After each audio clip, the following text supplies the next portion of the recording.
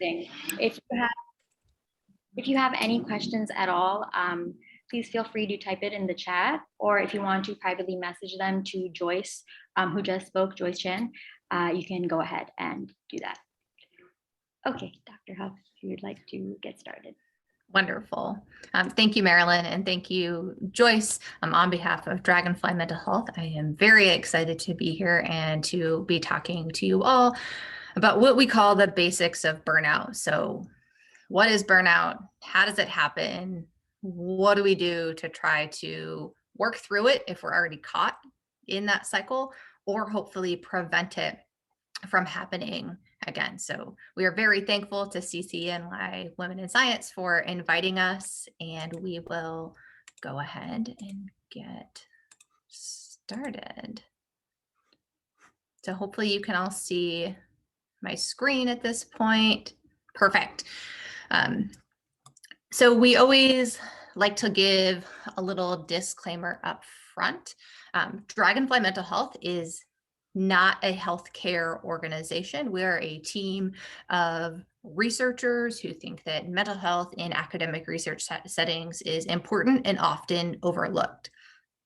Some of the things that we talk about today may alert you to step out. If that is the case, we invite you to go ahead and leave this session and feel free to reach out to one of the numbers that we have provided. So if you feel like you are in a crisis, you can always go to your local emergency room, call 911. The crisis text line, if that's something that you're more comfortable with, is 741-741, and you can dial that from any mobile device and have text-based communication. The information that I'm going to talk to you guys about today is not medical advice. If you do feel like you need that, we welcome you to reach out to the counseling center. I do have some of those resources later on in the presentation for you to grab, or I know actually Women in Science has some of those resources available on their website as well. So we will go ahead and get started. This is an outline of what we're going to walk through today. So I will do a Dragonfly introduction. Who are we? What's our mission? What are we trying to do coming into these organizations like we are doing with you all today? I'll give you a brief introduction, although you guys already got a great one from Marilyn about where I fit into Dragonfly and how I found my way into academic mental health service work. Then we'll define what is burnout. How do we navigate through burnout? We'll talk about the difference between burnout and mood disorders like depression and anxiety. And then there should be some time at the end for Q&A. So as previously mentioned, if you have questions as I'm talking, you can feel free to drop those into the chat. If you want those to be more private or anonymized, feel free to directly message them to Joyce and she can help moderate when we get to the end. So who am I? My name is Mary. I got my PhD in behavioral neuroscience in 2016, which seems like a long time ago now. I am currently a postdoc at the Stowers Institute for Medical Research in Kansas City, Missouri. So I'm in the Midwest. At my home institution, the Stowers Institute, I founded Stowers Connection, which was a mental health and wellness committee in 2019. And that's actually how I connected to Dragonfly Mental Health. I joined them early in 2020 and became the consulting co-lead. And I am also a Dragonfly ambassador, which means I come into organizations like WINS and talk about academic mental health, talk about what mental health is. And for today, we'll be talking about burnout. So what is Dragonfly? Dragonfly Mental Health is really broke up into three core components. The first is what we call our Global Consortium for Academic Mental Health. This is the branch of our volunteer organization that conducts research and seeks to address systemic issues. So really digging into the literature that already exists, both at global population levels, as well as down to individual organizations or institutions. We also have our Dragonfly Cafe, and this is our community building aspect of Dragonfly. We know that what we do is hard some days, and that we can really easily feel isolated within our own labs, within our own communities. And so every Friday at noon Central Standard Time, so that would be 1 o'clock for you all, we have a virtual get together. This started during COVID, and we decided that we wanted to keep it going. This is moderated by a Dragonfly ambassador. Sometimes it's very structured and we have topics and guest speakers, and other times we come in and just talk about whatever we want. So I would extend the invitation to any of you all, if you have the time, to grab your lunch or grab a cup of tea and join us. And then we have our on-campus programming. So this is what we're doing today, reaching out to different organizations, different institutions, different groups of academics who are in the thick of it, and starting to create culture change and climate change to directly impact communities and make them better. As I've mentioned a couple of times, Dragonfly is fully staffed by volunteers. So we have over 200 volunteers across the globe. So these are a few of the friendly faces that kind of work behind the scenes to develop these programs, get information, do the research, figure out what it is that people need. And we are very grateful for every single one of them. If you are interested in volunteering with Dragonfly, I will have a link for you at the end that I can drop in the chat, or you can visit our website. We are always happy to have more voices, even if it's just a suggestion for maybe some topic that you think that we need to look into. Dragonfly's mission is really to have comprehensive change that's customized for each community. So we approach this through what we call our 5 domains of excellence. What you'll see here are things like mental health literacy. So that's part of what burnout is. Let's all have a definition that we can work from so we all really understand, but also things like mood disorders or personality disorders that we may not quite have all the details for, that would be helpful in order to have better conversations. We also believe it's really important to have buy-in both from the top down, so things like departmental committees and administration, but also bottom up. So peer networks, if you can get your colleagues together and really ask for what you need and supplement what you may not be getting from an institutional level. We also provide skills-based workshops, so where we come in and provide more hands-on interaction on what you can do to help navigate some of these situations and lay a better framework for good communication and well-being at your institution. And then the last piece is fighting stigma. So we know that to be successful, we need to be honest and fully prepared with one another. And so part of this, kind of linking it all together, is being able to talk openly about mental health and well-being and what we need, what we're missing, and where we can go next. So I am going to, if you are willing, I'm going to invite you all to go to this Slido. And so when you go to slido.com, if you have your computer open or you have a phone in front of you, it'll ask you for a code, and you can type in the 6-digit code 472931, and you're going to see 3 questions pop up, and these are all related to burnout. So before I start to tell you, I want to know kind of where we're all at today. So you should see these 3 questions. Do you feel worn out at the end of the working day? Should just be a yes or no. Do you feel callous or detached from people or activities where you work? And then the third one is, do you feel accomplished at work? Do you have value in what it is that you're doing? And I'll give you guys just a minute or so.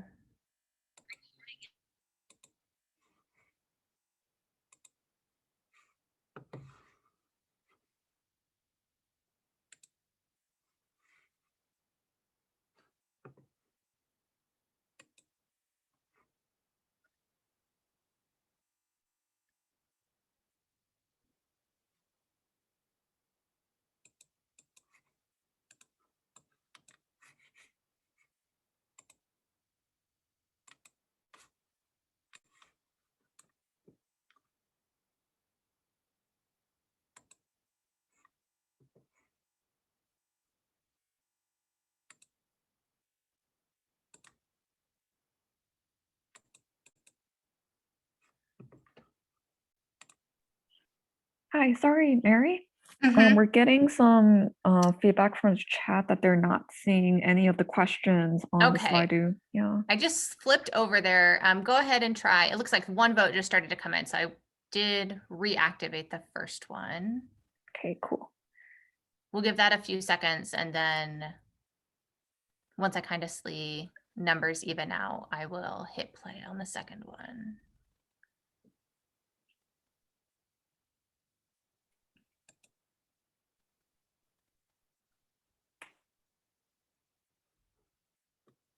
Thanks for your feedback, guys. It's always helpful.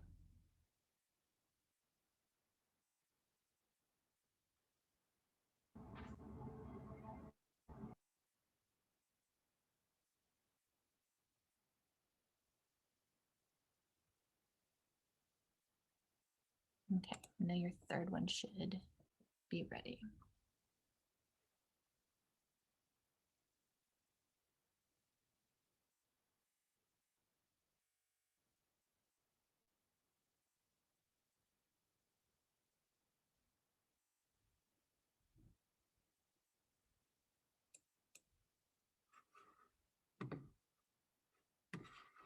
Okay, so I'm actually going to let you guys take a peek at this.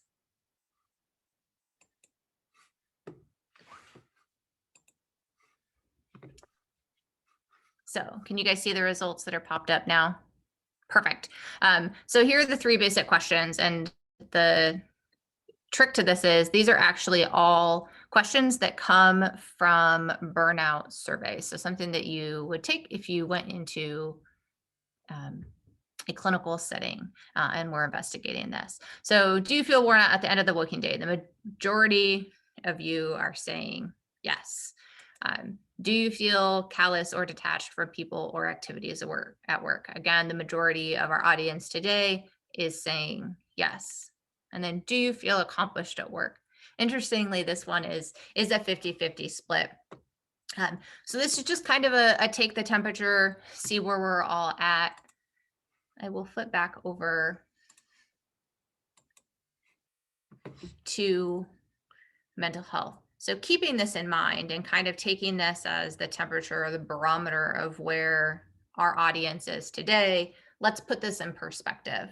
So what is mental health? Mental health exists on a spectrum. At one end, you can see you can have a healthy state of mind, right? This is our nice smiling face over here.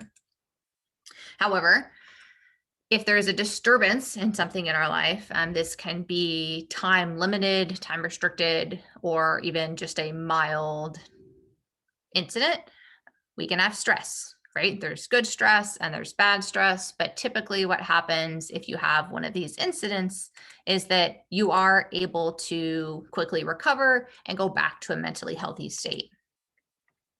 The next point on the spectrum is distress. So this is usually the cause of multiple stresses that have piled up on each other and not allowed you to get back to that mentally healthy state. A disease or mental health disorder is going to be something that is persistent. So if you have ever taken an abnormal psychology class or a clinical psychology class, you may hear the terminology that this is typically a set of signs or symptoms that last more than 2 weeks, right? It's happening most of the time within that time frame. It varies a little bit for different diagnoses, but that's the general rule of thumb. And then crisis is the far opposite end of the spectrum from mental health. So this is something where we no longer can manage what is happening in our lives and we need external support, be that from counseling, interventions, or even pharmacological maintenance to help. So where does burnout sit within this spectrum? Based on the literature, Dragonfly, with the help of some external sources, has placed burnout kind of in between distress and disease. And I say this because burnout is actually not a mental health condition. We'll get into this when I talk about the definition on the next couple of slides. but burnout is actually a symptom of the system that you are in. It is something that happens to you, not something that you have, which is a little bit different than how we talk about diseases or other mental health disorders. So this is beyond distress, right? We are not as easily able to get back to that mentally healthy state, but it is also something that is more external to us. And we know that postgraduate education is unique. Okay. Most university wellness programs or even institutional wellness programs don't target graduate students, postdocs, or even faculty. These are often targeted to undergraduate populations and the demands that are placed on undergraduate populations. We know that there are cultural and systemic barriers that make graduate students and faculty less likely to see support, right? So the way that lab environments are designed, the expectations that are put on graduate students or postdocs, timelines, publication, deadlines, things like that. And there's then, this unique pressure culture that we all live in every day. So with that, what exists does not sufficiently apply to academics.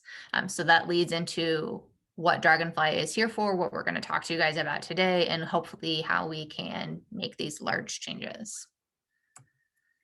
So definition of burnout. The World Health Organization defines burnout as a syndrome resulting from chronic workplace stress that has not been successfully managed. So this is a callback to what I said a couple of slides ago.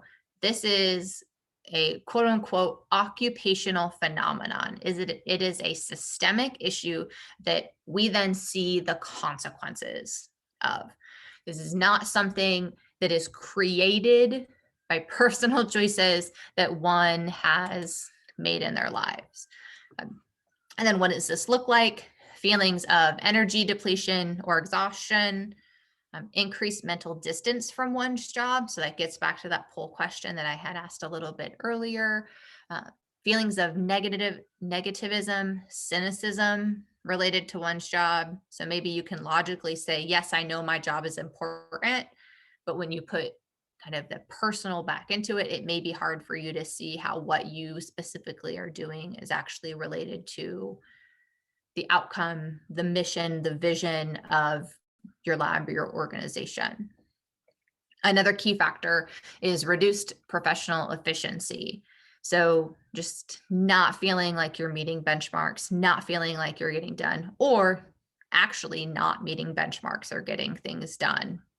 And that ties back into if you don't connect with the value, it's harder to make those next steps.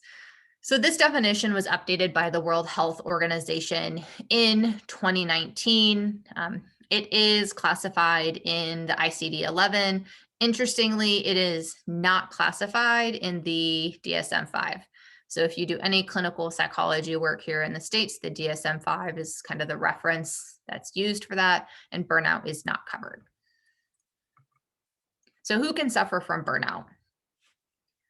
More and more literature is telling us that while burnout was originally defined based on occupation, and that's where the World Health Organization and even the original researchers here in the States came up with this concept and have defined variables to gather information, updated data tells us that anyone doing a goal-directed activity can suffer from burnout.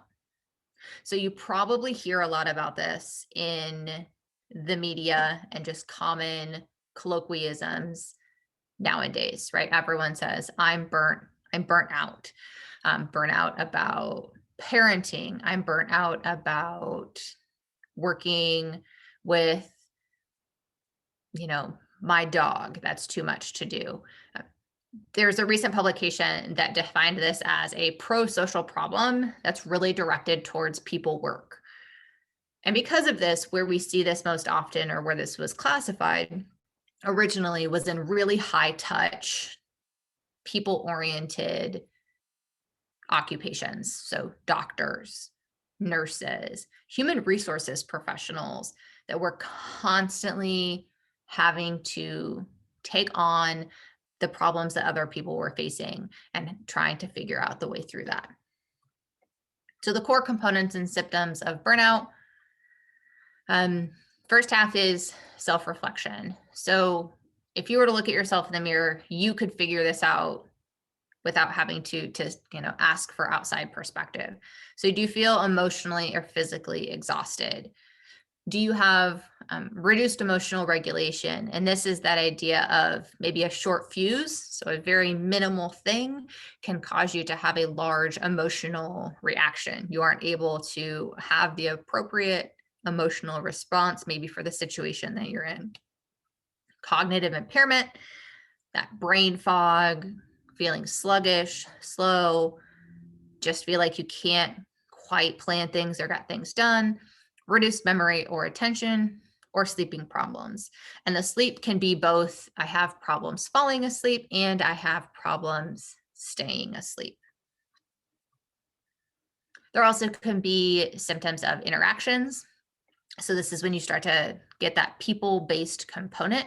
You can be irritable, withdrawn, distancing. So I'm just going to do my work and get out of here. I'm not going to talk to anyone else in the meantime. Reduced performance, which kind of couples with things like reduced memory and cognitive impairment, not being able to stay on task, not getting tasks completed. Inflexibility. So this is something like, I am going to do the task that was assigned to me by my mentor. To put this in bench work terms, right? I am going to run this Western and then I am out of here. I'm not going to help anyone with data analysis. I'm going to do what I needed to do. And then cynicism, which is really this link back to, do you see value in what it is that you're doing? And again, there is a little bit of a disconnect because you can see value in the very big picture of it, right? Like I know science is valuable, but I don't think what I'm contributing is valuable anymore. Again, burnout is situational. So this original link to systems level implications started as early as 1979. And people were trying to figure out why are we seeing this phenomenon of people who originally do really good work and are productive and now seem to have this cloud hanging over them. So it is situational. You as an individual may be able to do a lot, right? You may be able to put things in place. Isolate yourself long enough to get your work done, write to-do lists, come in late, leave early to try to mitigate this situation that you're in. One of the biggest common misconceptions about, okay, well, why don't we talk about burnout? Or at least why didn't we talk about it more leading up to 2020 was this misconception that, well, it's not going to kill me, right? Like, yes, I don't love coming into the lab every day. I don't love the experiment that I'm supposed to be doing. I don't love the project that I've been assigned, but I can do it, right? Like I have the skills, I have what I need. It's on me now to take the next step. And every day might be different. And we know that every day that you walk into a laboratory setting, you have different expectations, or even a classroom setting, right? We're not teaching the same thing every day. The information that we interact with is organic. It changes, it grows, it builds on itself across time. And in academic research, people change, right? So labs are very dynamic. You can have rotation students, you can have postdocs or graduate students that are only in the lab for a few years and then move on. And it can be one-dimensional. So you can be burnt out at work, but not in other ways. The opposite of that is also true. You can get to a point where you are burnt out across all domains of your life, when it is hard to do occupational-based work, when it is hard to do interpersonal work, when it is hard to do relational work.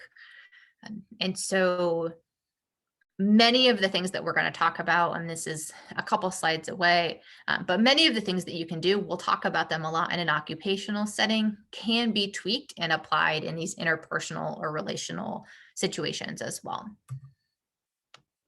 So what are the systems that lead to burnout? Probably the biggest one is workload and who directs that workload. So if you are someone who just constantly has tasks coming at you and cannot direct the flow of those tasks.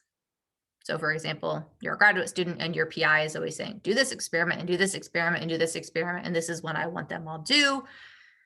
You now have lost control over what you're doing and control of how you are actually navigating that time. So those are two big points that can lead to burnout. Relationships within a work environment are also very important. If you ever listen to any other Dragonfly presentation, we will tell you that positive social interactions are a protective factor against almost every mental health disorder that we know of. So if you have good social support, and good social support may only be one person that you can trust and confide in, that is enough to be a protective mechanism against some of these stresses. Work-life balance or imbalance, it gets back to controlling what you're doing and when you're doing it. Again, being given extra duties, but maybe not being recognized or compensated for that. So that ties into, am I valued, but also do I value what it is that I'm doing? And then that last piece, identity beyond work. So it's a really simple language switch to say, I am a scientist. For me, I am a behavioral neuroscientist, or I am a mental health advocate, versus saying, I do behavioral neuroscience research, or my favorite act of service is mental health advocacy. I think you can say it both ways. Obviously, it stresses how much emphasis we put on that, right? And I can also say, you know, I'm a daughter, I'm a friend, I'm a sibling, and all of these things have value. So burnout exists on a cycle. In 2016, Harvard Business Review actually did a big piece on burnout in corporate workspaces. And what you see is that many of these things that we've already defined as signs and symptoms can feed into each other. So if you start to socially withdraw, then it's actually harder to concentrate. You become less efficient. Work starts to creep maybe outside of predefined work times. Now you're exhausted because your work days are longer. You get cynical about what it is that you're doing. You start to lose value, and that feeds forward into this cycle. So causes lead to symptoms, right? This is not something that is inherent to us. This is a system that we are in. You know, it is the water in which we swim, if you want to look at it that way. Symptoms will worsen with situational causes. So if there is a change in your situation that makes one of these factors be expanded, so say COVID was actually a great example. We were kind of forced into social withdrawal. That made it difficult to do things like see value in what it is that we are doing, right? The other thing that COVID brought was what I call this like creep of work into our lives. So if we were no longer working on a defined 8:30 to 5:30 schedule, and now we were working well into the evening hours, we no longer felt like we had this control over the distinction between our work and our home life. And this can feed into then things like exhaustion and cynicism. We know that there's lower employee satisfaction and accomplishment and productivity. So the more of these factors and the increasing magnitude of each of these factors, we see things like satisfaction and accomplishment going down. And I'm going to show you what that looks like from a study that Gallup did actually in 2020. So this was data that was collected pre-pandemic. It'll be interesting in a couple of years to see what the updated data looks like. But they asked people just like, do you feel burned out at work? And if you total up everyone that says that they're burnt out at least some of the time, right? That's 76% of employees. And this is specific to job-related burnout. As we mentioned, this could be expanded and different types of burnout can stack on top of each other.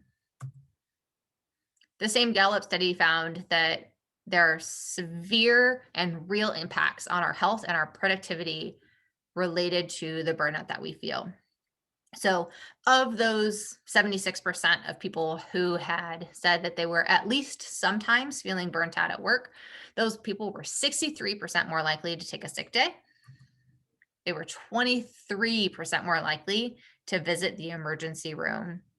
They were half as likely to discuss their performance with their manager, right? So they are not having those social interactions, even related directly to the work that they're doing. They're 2.6 times as likely to be seeking another job. So if we think about it in current context, it would be interesting to see what updated burnout data looks like and how that relates to what they're calling, right, the Great Resignation, and people deciding to leave jobs, switch careers completely, and really try to resync their values with what they're doing in their day-to-day lives. So these same 76% of people are also 70% less likely to experience burnout if given enough time, right? So the caveat here was, what if you had an extra week to get that project done? How do you think that that would affect how you feel about your job? And this is one of those predefined factors that we had mentioned earlier. When I feel like I have control over what I do and I have control over when that gets done, I don't get burnout, right? I continue to see value in what my job is and in the value that I bring to this position. So since COVID has happened, the Chronicle of Higher Education early on in 2020 did do their own survey of burnout in academics during the pandemic. So this is just a survey that they sent out.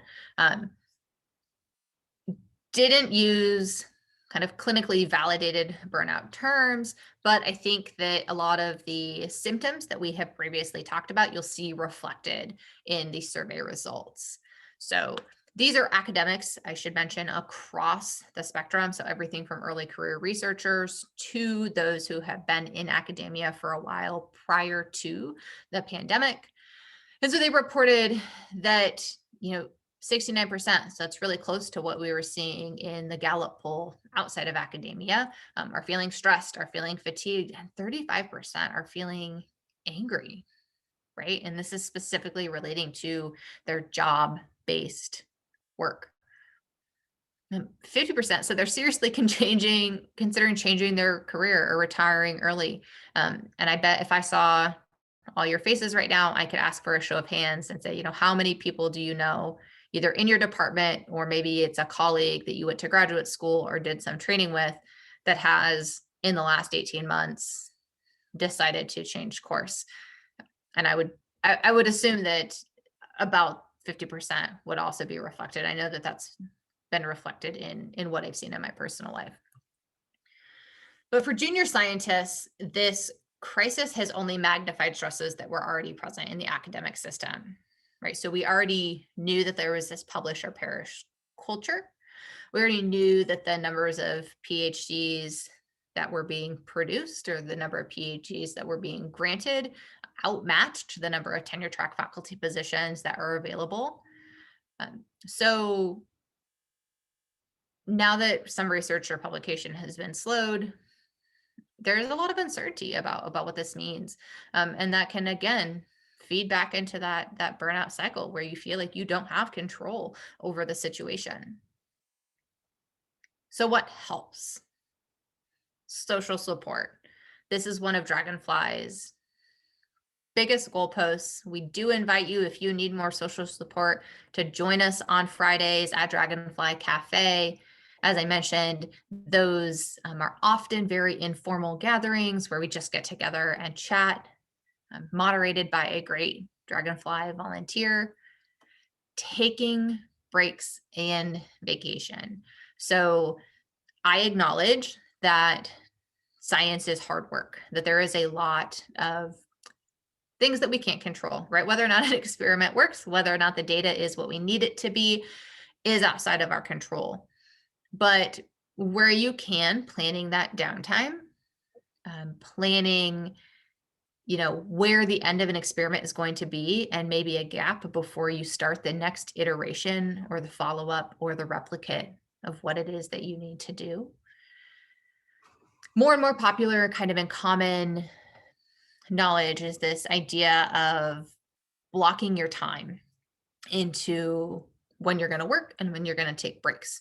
Again, I acknowledge that this is a little tricky to do if you're at the bench and you're trying to hit time points. However, where you can, we highly recommend it. You may have heard this labeled the Pomodoro technique, and this is roughly a 5-to-1 ratio of working to taking a break. And taking a break doesn't have to be anything crazy. Doesn't mean you have to leave your house. It could just mean you're going to set a timer for 25 minutes. And when it goes off, you set a timer for 5 minutes, and you get up and you walk all the way down the hallway and you refill your water bottle and you grab a granola bar. When those 5 minutes are up, you go back to your desk or your bench. Some people find those larger blocks of time to be more helpful, for setting it for 50 minutes and then taking a longer break.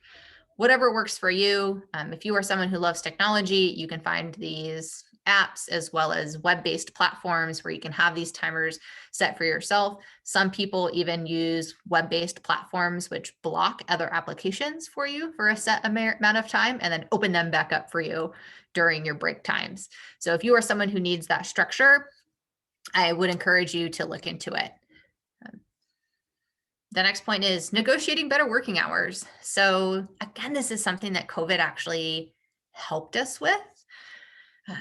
If we were working from home or we were working in lab spaces under restricted conditions, we may have had external restrictions put on our time availability for us, right? Like we had no control over that.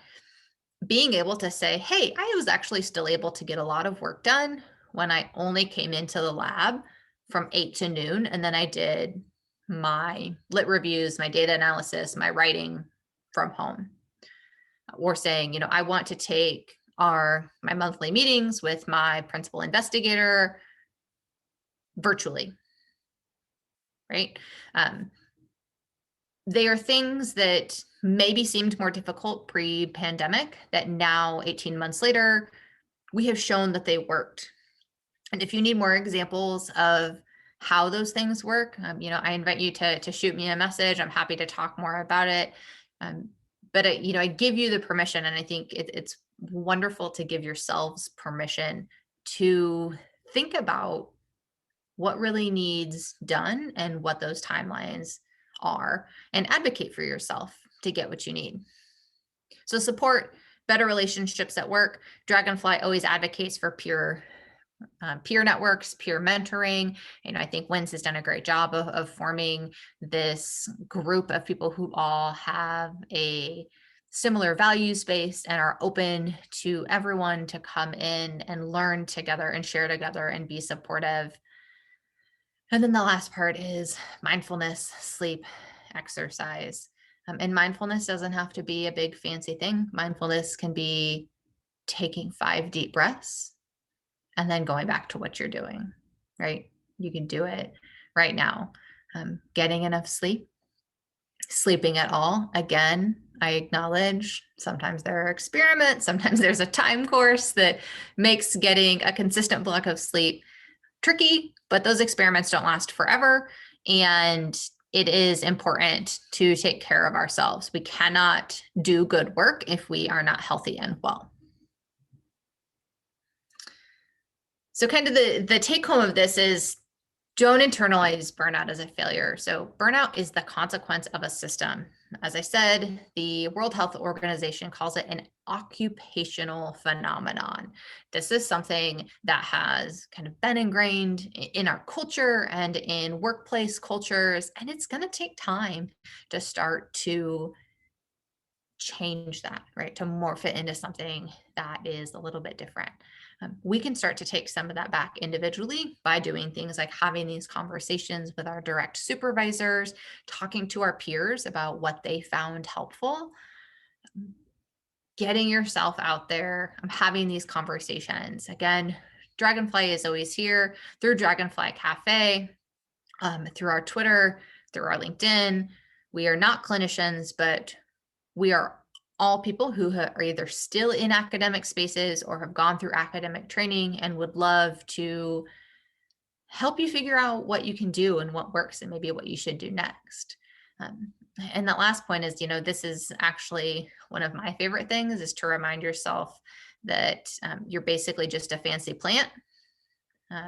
So you need sunshine, you need water, you need oxygen, you need nutrients, you need some stable soil, and you also need space to grow. So what exactly that looks like for every person is going to be a little bit different, right? You can have many different species of plants, many different species of trees, just as we are all individuals, but kind of thinking about those 6 basic things and how I'm getting that. And nutrients doesn't just have to be, right, food and water. It can be how am I being stimulated cognitively? How am I making sure that what I'm doing is matching my values and feeding in to me spiritually or mentally. So this is just a reminder, what does work-related burnout look like? Here again are our signs and symptoms. So this exhaustion, cynicism, reduced performance, and that these are caused by lack of control, bad work environments, and not having that good balance.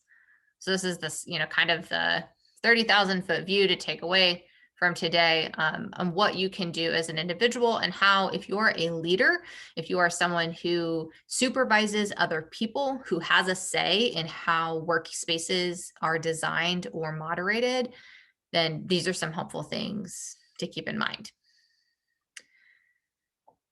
One of the things we want to mention is how burnout relates to mood disorders and anxiety. I had mentioned this at the very beginning. I'm kind of looking at the spectrum and trying to figure out, where exactly burnout fits into this. So there is a significant overlap between someone who would be classified as having occupational burnout and those who have depression or bipolar disorder. There is not enough evidence to say that having a mood disorder is a predisposition or a cause, a leading cause of burnout, but it is something to keep in mind. If you are a person who self-identifies or has a clinical diagnosis of depression, bipolar disorder, or even anxiety, know that there is potential, right, for this overlap. And we know that these rates in the average population, so if you just look at adults in the US, lifetime prevalence is between 6 and 7% for these most common mood disorders. However, if you survey graduate students, we see roughly 6 times the rates of depression and anxiety. So this is something to keep in mind. Again, there's a lot of ongoing work trying to figure out exactly, what it is. Is this a cause, the way that our systems are set up? Is it an effect of the people who tend to navigate academic systems? We don't have enough data to say, but it is something that we do like to keep at the front of our minds. So symptoms, you can have changes in mood, body, and behavior. We can start to talk about many of the same things, right? We talked about for burnout things like isolation, cynicism, emotional reactivity. Many of those things can look similar in mood disorders and anxiety, and including anxiety. However, the causes are very, very different. Right. And actually, depending on which mood disorder you look at, we can have causes that range from almost purely biological. So immune system, endocrine dysfunction, poor nutrition, poor sleep, serotonergic pathway dysfunction, genetics, down to trauma, which is kind of more of this interaction between an environmental situation that has happened to us and then intersects with the way that we move forward in our lives. So they are not the same. There may be overlap, but you can tear them apart when you look at it more methodically, right? So I wouldn't say that just because you have one leads to the other. And, you know, if you have anxiety, that doesn't necessarily mean that you are more prone to burnout, but it is possible to have both. So if you think you're someone at high risk, if you already have a mood disorder and this is something that you're concerned about, I would encourage you to advocate for being screened, or at least having a conversation with a health provider about both burnout and clinical symptoms of anxiety or depression. So that way treatment can be targeted towards both, because how you approach navigating those situations is going to be different, even though the signs and symptoms may overlap from an outsider's perspective. So at the bottom there, we just listed some different screeners that are available. Since you're all researchers, I'm sure you all have access to PubMed. Many of these can be looked up. If you are just curious, you know, I would encourage you not to do too much self-diagnosis without the guidance of a healthcare professional. But just in terms of thinking about what are these constructs and what can we do to help, we do provide that information. The MBI was actually the original, and fun fact, the author of the original burnout inventory is getting ready to retire and is releasing a book talking more about burnout in kind of greater society outside of the workplace. So you can look for her. She has done a few podcasts and a few different articles recently about maybe where the field of burnout is going, and starting to think about things like, what does burnout in parenting look like in a clinically valid way? What does burnout in general caretaking look like in a clinically valid way? So that's something that interests you. I encourage you to go look. So with that, I will go ahead and pause and we can do some Q&A. As I mentioned, you can always reach out to Dragonfly Mental Health through our website. We also have Instagram, Twitter, LinkedIn, Facebook. So if you're on a social media site and we'd love to connect with you there.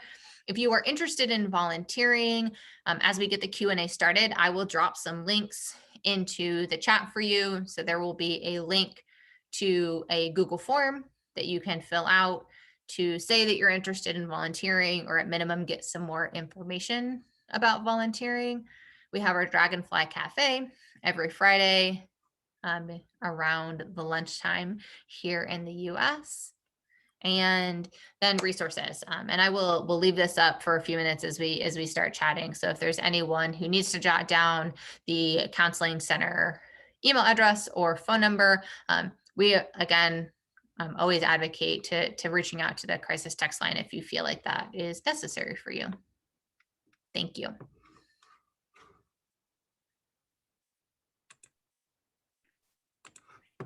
All right. So without further ado, I think we can get into the Q&A. Also, just a reminder for people, and also just for people who dropped in a little bit later, who might not have heard, CCNY Wins has a YouTube channel that we put up the recordings of our past events. So people who missed part of it, or came in a little bit later, can catch up on the full event there. We'll likely send out an email or get it to you in some way for you to access to watch later on. Let's see. Okay. As for Q&A, I think it might be good for people to either unmute, or if you're unable to speak at the moment, to use audio to also put your questions in the chat for Dr. Huff, and I'll help relate the questions to her. All right. Would I be able to ask a question? My name is Sarah. Hi. Yeah, a question I had regarding burnout. I'm not sure if you're familiar with kind of the concept of burnout that sort of emerged in like the autism and ADHD communities.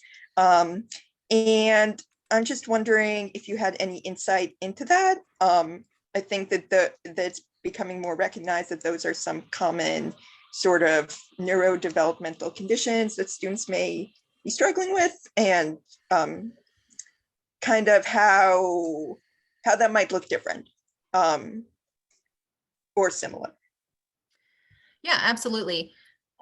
So I will say that this is something that Dragonfly has been putting a lot of effort in behind the scenes. So I agree with you, Sarah, that the conversations about autism, ADHD, or just neurodiversity in general are growing, and the intersections between those differences and navigating spaces, which we sometimes see as burnout, is unfortunately hasn't quite made the leap right to mainstream media. So we see this a lot in those more targeted communities. Based on, and I'm just going to give you my opinion based on what I know about the literature for burnout, is right that it probably meets all of the same criteria. So if you are someone who has a diagnosis or has an identity of being neurodivergent, then your control of your time, right, may feel different to you. Your values may be different than the external systems that you are working within. The expectations that are on you in a system may be very different than the expectations that you think should be in that system. And those disconnects and the conflict that could arise between those, I could see easily leading to burnout. So, unfortunately, we don't have enough data. And that's where, like I said, Dr. Mantish is unfortunately retiring and is kind of the founder of Burnout. Her lab is not going to be doing this research anymore, but I think that there are more and more labs that are going to take that. One of the inventories that I had up there on the end was the BAT. And that is something that actually they're trying to update these burnout inventories to be able to take them into different populations, right? To not say, hey, we just have an occupational situation, but we have a school situation and now I'm burnt out academically, or I have a parenting or a caregiving situation. So I think it will very easily translate. And I think many of the same things can help, right? Having more autonomy in choosing what you do, how you do it, being able to be more clear about those expectations. Thank you.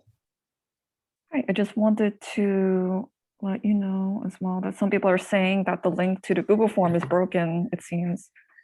Yeah, I will try to repaste it in there. And if that doesn't work, I will also drop my email in there, and then anyone can feel free to shoot me an email, and then I can send it to you directly.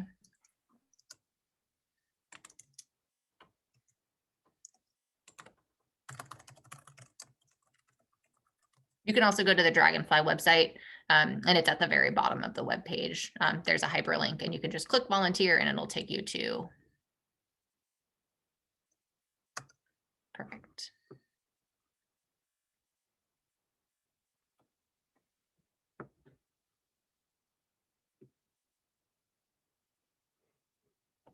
Okay, they're saying the link works now. Perfect. If you have any additional questions anyone would like to ask.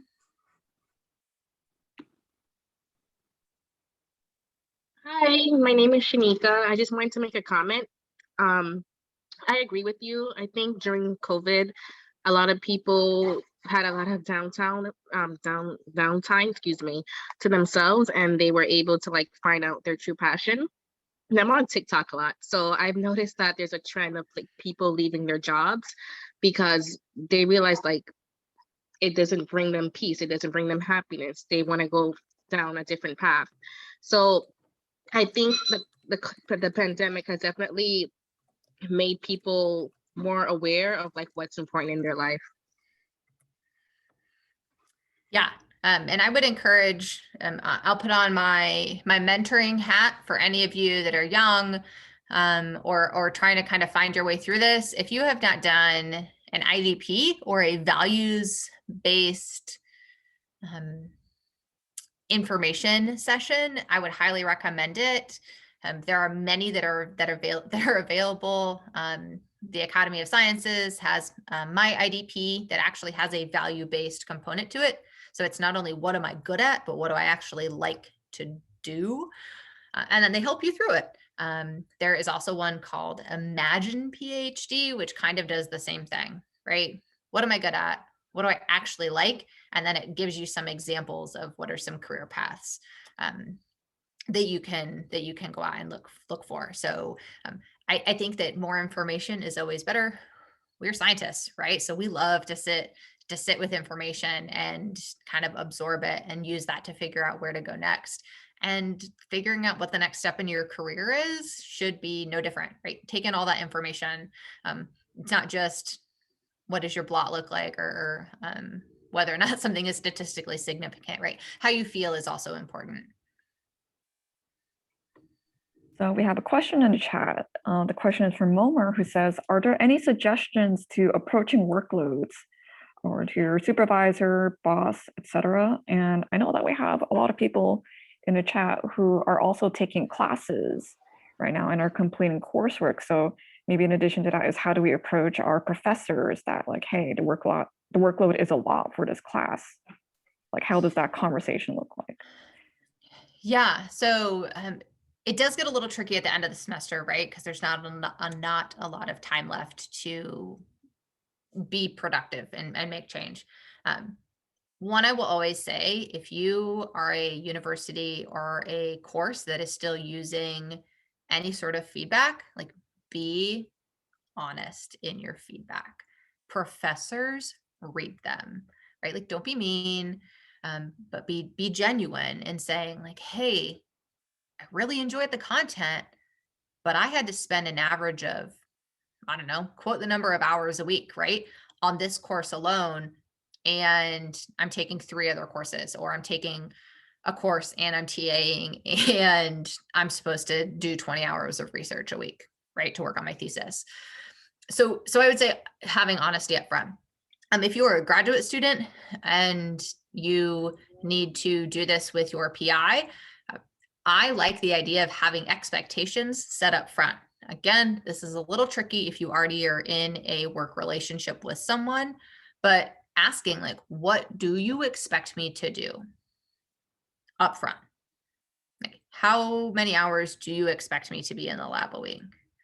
How many years do you think I'm going to be in the lab before my degree is finished or before my postdoc training is done? What does done look like? Does done mean I publish, or does done just mean I'm here for 5 years and whatever happens, happens? You can also advocate for yourself. And I will give a Dragonfly pitch. We have a new workshop called Managing Upwards. It is all about how you, as the perceived superior person in a work relationship, advocate more for yourself. One of the tips or tricks that I'll give from that is always accounting for what you did, even if it didn't work. Right? So in experimental science, I think we tend to only present the good data, only say, hey, this is positive. But what I have found to be really helpful in having open and honest conversations about my time and how I'm balancing that is also showing them all the things that didn't work, right? Don't assume anything.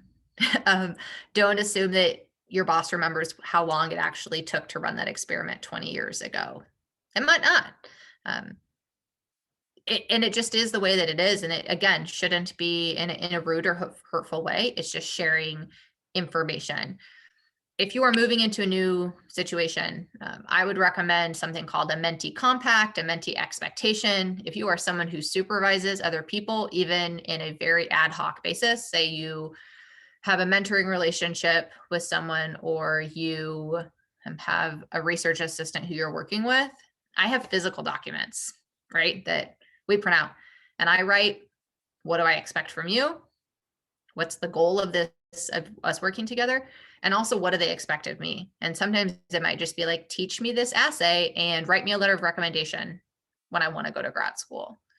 that's great. That gives me a lot of feedback about coming back to them in 3 or 6 months and saying, hey, you have learned this assay, but we need to do some quality control, right? Or we're ready to expand to the next thing. So if you are, someone who, and those are good on either end.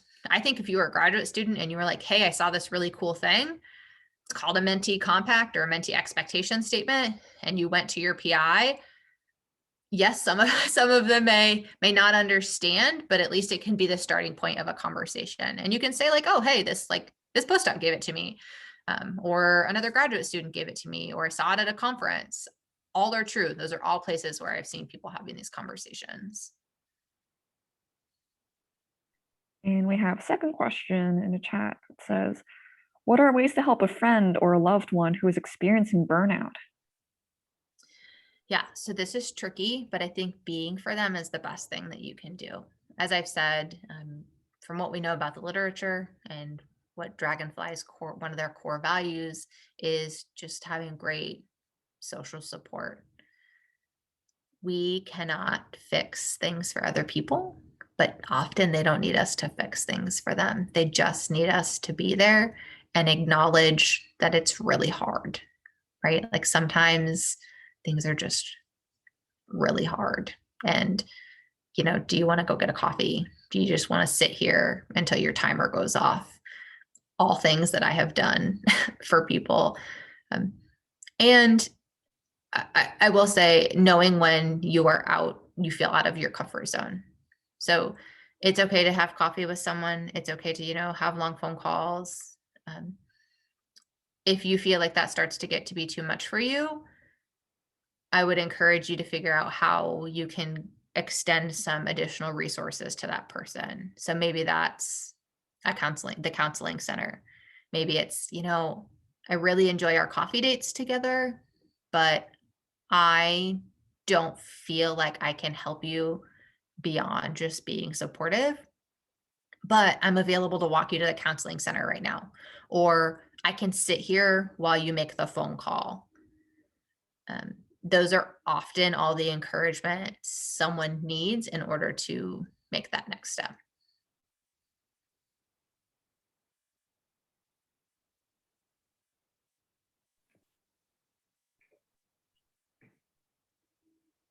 Yeah, so I echo that feedback. Those are all really helpful statements to say. And I think the most important thing too is that they're non-judgmental, that you're not sort of inserting yourself into the situation to say like, hey, you got to do this. This is like, these options are here if you need it, or I'm here if you need me, Absolutely. Yeah. And it's something you have to practice. I will tell everyone, right? I didn't used to just be able to sit back and listen without feeling like I needed to help fix things. But I commend all of you for attending today and taking the first step and getting some of this information. And it's okay to practice, right? The more times you practice having these conversations, or my favorite statement is just that sounds really hard, or that's really hard. And sometimes that's, if you can just keep that in your proverbial back pocket for those tough situations, that's usually a great way to kind of diffuse a situation, let everyone take a deep breath, and then figure out where to go from there.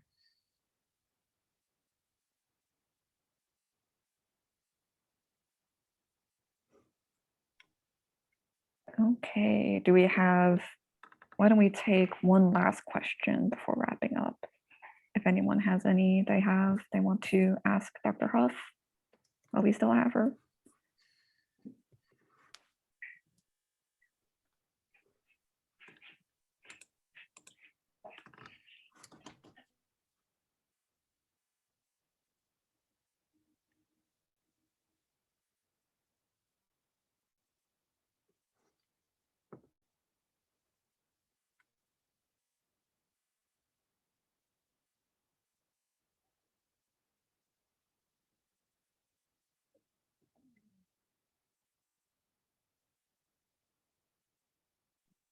Okay, so I think that is it in terms of what we have, questions that we have for Dr. Huff. In terms of link for the recording, usually that comes up within a few days. So just whenever we get the chance to process the video.